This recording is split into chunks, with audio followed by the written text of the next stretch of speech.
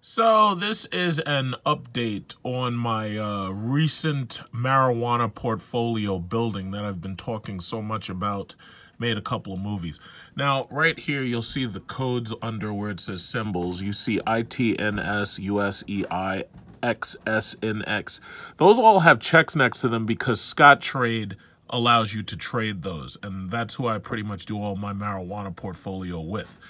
There was EXMT, IMTV, that's like a television producer or something. MYDX, RIGH. Now, all of these at this point right now are relatively dirt cheap. So basically, as you can see in red, 10,000 shares, which I purchased of each one. The first one was $18, the second one was $12, $11, $13, $3, $76, and $2. So my DIX, MYDX, was actually the most expensive one that I purchased 10,000 shares of. But as you can see, because these things were so cheap right now, like, you know, 0.002 or 0.0002, and then you can see most of these things were so cheap that even at 10,000 shares, buying them was so cheap that instead of just buying 10,000 shares, I did what I did with BLOZF. Before it actually started to go up, I bought more of it than just 10,000 shares. So my marijuana portfolio at this point has millions of shares of different marijuana companies that I bought as pennies. Now, here's the thing. Before I talk about a little bit about cryptocurrency, I'm not going to make this very long. The one thing you have to remember about marijuana stocks is right now you've got the government screwing with marijuana, and they're doing their best to basically take it out of our hands and put it into the hands of their multi-billionaire investor buddies who own the actual research and development companies. Because you have to understand, the genie's not going back in the bottle. Recreational marijuana, medicinal marijuana, those things are only increasing. State by state, the people, through democracy, through the democratic vote, the people are going to demand more marijuana because these people at this point are potheads and they have to have it. And the thing about it is you got the cancer patients and the epileptic seizures, and everybody's got an excuse as to why they need it. I've never used marijuana. I don't really care about what everybody's excuse is. My only bottom line is, how do I get rich off of it? I don't really give a shit about your excuses. I don't care if you got nosebleeds or your toe hurts. I don't really care about any of that. So now that I've got that out of the way, let's talk about how government intervention has fucked up something else. Bitcoin is right now at 11,431, but I know it was a little bit lower than that. I saw it in the $10,000 range, I think. But right now, 11,431. Now, as you remember in my videos, I told you that come the new year, we were going to see rallies in Bitcoin, Ethereum, and Ripple. Or no, Bitcoin, Ethereum, and Litecoin. Litecoin isn't up there. I'm looking at Ripple. Now, Ethereum shot higher than I ever imagined Ethereum would shoot. Ethereum went to $1,004 or $1,500, dropped back to $1,039. Ripple and all of these altcoins that I kept warning people about, if you look at most of my videos, I kept telling you, it's like I don't feel comfortable trading on these Chinese exchange markets. I don't feel too comfortable with that. So most of these things I wasn't crazy about like buying. It was like I stuck with the main three and I got in on those, and then I got out at the high, cashed out a lot of it. Now I have to wait for tax season to come before I can even possibly think of spending any money, because I have no idea how much money I'm going to owe federal, and I have no idea how much money I'm going to owe state. And the problem is, now that the government has basically poisoned the well, all of these things have basically taken a dip. The only thing that was actually up, when you look at, what is this, the price change, the only thing that was actually up was QuantStamp, Neblio, and Ethos, and Tether. There were only 4 out of 90. There were only 4 that were actually up. And these have pretty decent high prices. Now, you'd have to do your research into these things as to what they are. But for the most part, everything got its ass kicked today. And there are some of these cryptos that are still relatively cheap for you people who trade on those altcoin markets. There are some of these things that are still cheap. But the simple fact is, the ones that everybody talks about are Bitcoin, Ethereum, and Ripple. But what you also have to remember is that it's been a very short period of time. 1 year ago, Bitcoin was only less than $2,000 a year ago this time. it shot up to $19,000 because mostly media hype got people interested and got people investing in it. But even once you take all that hype away, one thing you have to remember is that there's a lot of countries. We know that North Korea is involved in it. We know that Iran's involved in Bitcoin. We know that Vladimir Putin's involved in Bitcoin. There's a lot of countries that are using cryptocurrency in order to move their money around and basically say, U.S. sanctions, go screw yourselves. So for the long term, you have to stop thinking about the very short term. For the long term, these things are still going to be around for a while. Now, Bitcoin isn't the only coin, obviously. There's a lot of challengers to Bitcoin. So that means that with all this different competition, you'll have a lot of other people fighting for Bitcoin's piece of the pie. Thing about it is, long term, if you got into it at the low, like if you got into it below 10,000, like if you got into it like when it was 5,000, 4,000, whatever, you're probably not panicking that much, and you're probably not trying to sell right now. The people who got screwed are the people who bought in at the high when everybody was going wild about the market.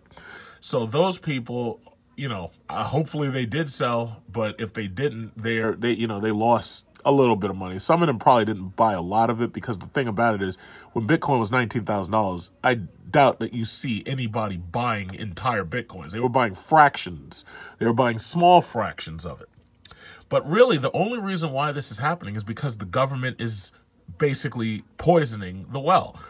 It's happening because the majority of these people who are investing in it, now they see that the government is coming after them for taxes if they did earn anything, and a lot of them did.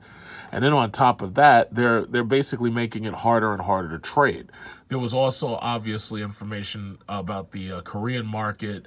There was also, the Chinese blocking it and trying to strike it down and this, that, and other, because they don't like it. They don't want you being able to move the yuan. They don't want anything challenging the yuan.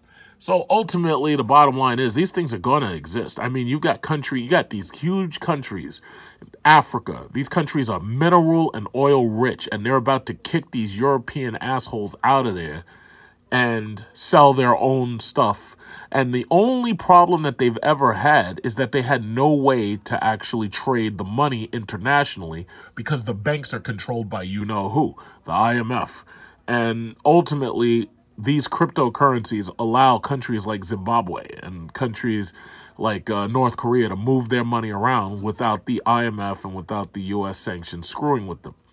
So in the long run, on most of these things, they're going to, I believe, this time next year, most of the losses that you see right now might turn themselves around. You might see these things double. You might see them triple. You really don't know. But the question is, what's driving the upwards movement, if there is upwards movement? Is it going to be media hype, or is it going to be media hype connected to countries that are getting into these things in order to push the price up? And that's the real issue. We don't know. And in such a short period of time, we've seen, it bounce up and down between 16,000 and 12,000 or 13,000. But you got to remember, a year ago, it was only 2,000, and that's just Bitcoin.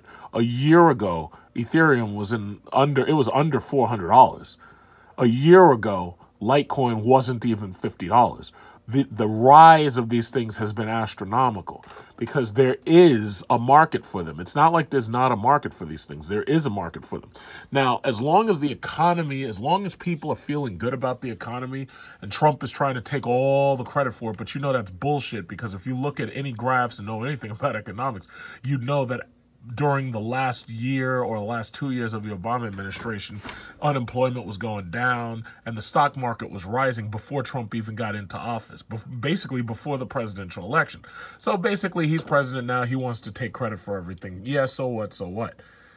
Thing about it is, if you remember the Bush years, we were seeing Dow 13,000. We were seeing the highs of the Dow right before 2008. A lot of economists think that the bubble has grown so large that the next economic crisis is going to be longer and deeper than it is for the 2008 through the 2014 time period. So at this point, we really, really just don't know what's coming, because you got to remember, all these kids with all the student loan debt, that ain't going to erase itself. There is no Bernie Sanders. There is no magic wand that's going to erase that. You also have, there's no Elizabeth Warren. So the thing about it is student loan debt is going to keep these kids out of the market. They're not going to be able to buy simple shit. They can't buy cars. They can't buy houses. They can't get married. They can't get married and have a house. They can't get married and have a house and have kids. A lot of the market has moved based on people buying a home, having children, and then having to furnish the home and having to take care of their children. A lot of the market moves because of that. You've got an entire generation. They call it the millennials, and then there's the next generation, Generation Z. And these kids are deep in debt up to their freaking eyeballs. And then on top of that, they've got barely any working skill. And then on top of that, you know, right now Trump is fighting the Democrats about DACA. Me personally, I don't believe in outsourcing your factories and importing more competition. I just don't believe in it. But the bottom line is, right now they're fighting over it. There's supposed to be a government shutdown and so forth and so on. The thing about it is the majority of these kids, they are not skilled, they're not disciplined, and they're not able-bodied or mentally able to take some of these jobs. So importing new workers from countries that actually discipline their kids instead of handing them cell phones and tablets, importing those workers is something that we end up having to do. We have no choice. All of this shit is connected.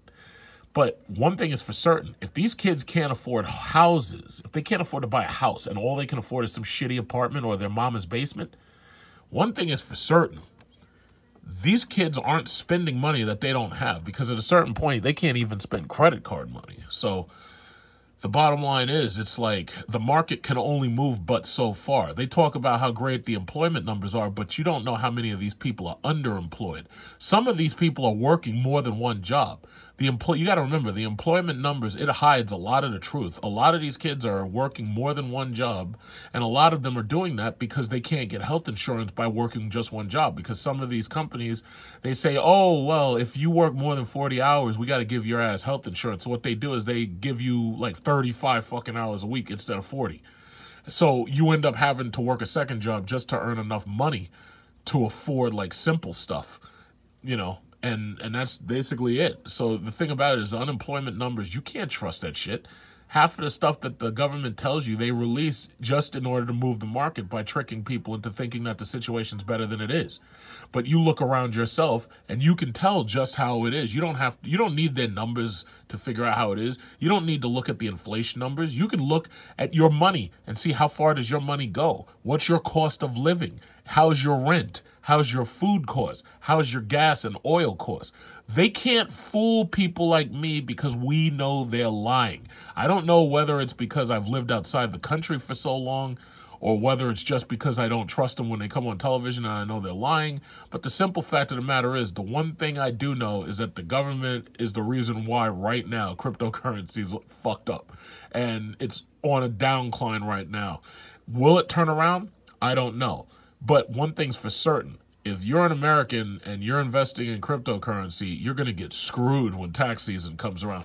Like, for instance, me right now, I'm getting all my taxes. I got boxes of receipts trying to get all my taxes done. I got boxes of receipts from my business and everything that I do. I got boxes of freaking receipts, and I'm trying to claim every deduction I can possibly claim.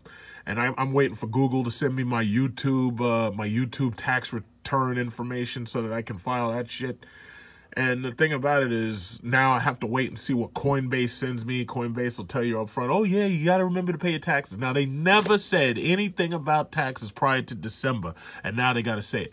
I think the only way around having to pay taxes in America is if you earn a lot of money and then you wait until you leave the country and then you sell while you're in another country and you cash out there. That can be a problem. I mean, it's not easy. Like, you have to have like foreign banks and shit for that. And a lot of you don't do that. Like, I know the Asians, they have Hong Kong, Shanghai Bank. They have HSBC. They got Bank of China and this, that, and the other. But the vast majority of you, 80% of Americans don't have a freaking passport. Only 20% of Americans have a passport. That's crazy. So the thing about it is, a lot of you, you're not used to being able to fly to Dubai, or like this year I'm going to the Philippines soon to be with my boo. And we're going to be chilling up in the Philippines. We're going to be all over the beach and everything, sipping margaritas or whatever the hell they drink down there. But the thing about it is a lot of y'all don't know what it is to have like foreign bank accounts and stuff like that. And you know, see, these rich people like Trump, they can say whatever they want. You just take that shit at face value. The vast majority of these people are hiding their money. They're not paying taxes, and they're waiting for Trump to change the law just so that they can quote unquote repatriate their money. Just so they're not. You think they're giving any of that to you? Fuck no, they're not giving it. The national debt is gonna rise. You can bet that's the truth. And like he's talking all this shit. He may balance the deficit, but he sure as hell ain't balancing out that debt. That debt is going to keep rising, and poor people are going to foot the bill. Rich people are going to be driving Lamborghinis and Bugattis, and that's just the truth.